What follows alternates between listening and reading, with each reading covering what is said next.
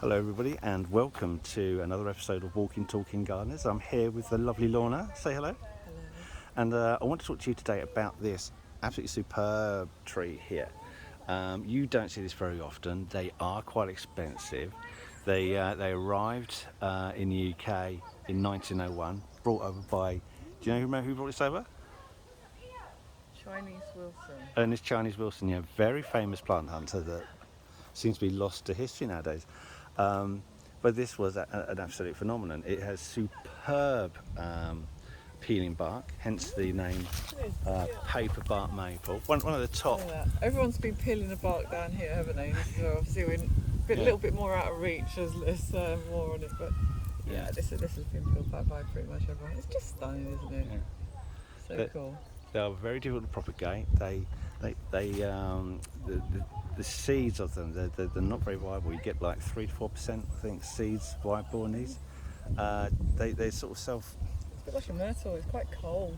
Is it? I'm gonna touch it. Yeah, it's not like cork tree or something. You can feel like because it's got such a thin, cambium layer on the edge. You can really feel the temperature of that.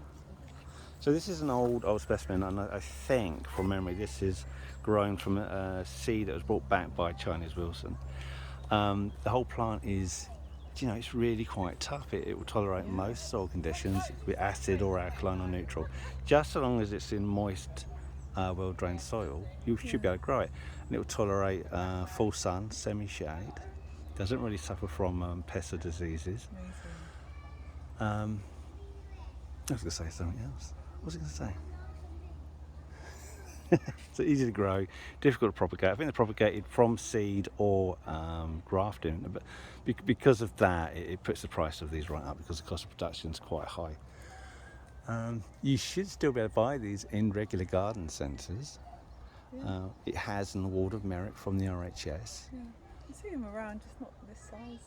No, this is. So this is easily 100 years old, and that would make sense from when they were introduced from here. They got almost like. You see quite a few in parks, specimen trees in parks and things. Oh, it's autumn colour, a little bit of autumn colour. It does, yeah. The leaves, I know maple. It's typical Acer, that sort of palm oak, but it's like it's got 3 oak leaf shaped leaves in one leaf. I think this is one of the first trees I learned. Acer griseum. Yeah. All right. At college.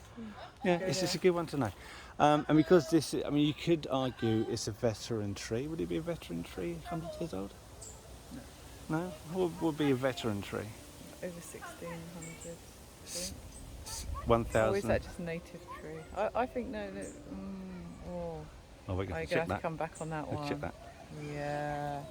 No, am I thinking ancient or veteran? But yeah, maybe. Well, this is going to be over 100 years old. Yeah. You can see they've put some support in case there's a storm, which is a great thing to do. Right. Yeah. And there you have it. That is Acer griseum. Easy to look after, expensive to buy. Don't see them very often. A superb choice if you've got. You said how big, how tall would you say that is? 18 metres. I would probably say about 8 metres. 18 metres? 8? Yeah, well, it's 2 metres, 4, 6, 8, maybe 10 metres tall. So 10 metres tall, 100 years old. That will go in a small suburban garden. Why not choose one of these? Anyway, thank you for listening to us talk about the wonderful Acer griseum, and hopefully you look at another one of our videos later on. Thank you very much, and goodbye. Say goodbye. Goodbye.